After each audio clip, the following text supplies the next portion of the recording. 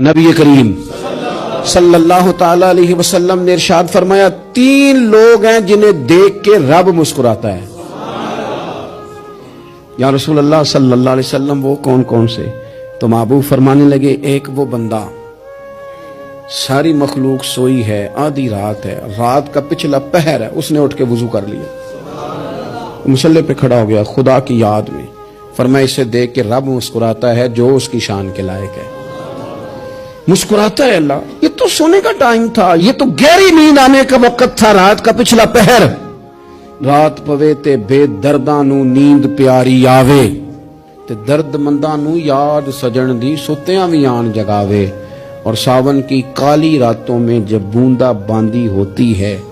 وہ راتوں کو اٹھ اٹھ روتے ہیں جب خلقت ساری سوتی ہے، اللہ مسکراتا ہے۔ اور سننا میرے بھائی، میرے نبی پاک صلی اللہ تعالی علیہ وسلم فرماتے ہیں جب مسلمان نماز کے لیے صفیں بناتے ہیں نا، ترتیب لگ رہی ہوتی ہے، اب اللہ کی بارگاہ میں کھڑے ہوں گے، قیام کریں گے، رکوع کریں گے، سجود کریں گے، فرمایا جب مومن صفیں بناتے ہیں تو رب دیکھ کے مسکراتا ہے، مسکراتا ہے۔ کمال ہو گئے عروج بندگی کا، جب بندے کو دیکھ کے رب مسکرائے، خدا بندے سے خود پوچھے بتا تیری رضا کیا ہے، مسکراتا ہے۔ اور میرے نبی پاک علیہ السلام فرماتے ہیں جب مجاہد جہاد کے لیے صفیں سیدھی کرتے ہیں، آج تو یہ رب کے نام پہ مرنے ہی آ گئے،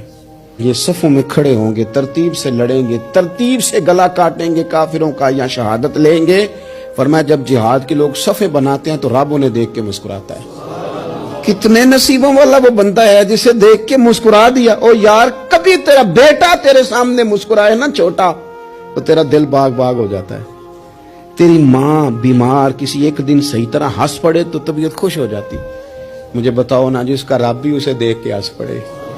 جو اس کی شان کے لائق ہے، کیا اس بندے کے نصیبیں ہیں، کیا اس کے مقدر ہیں؟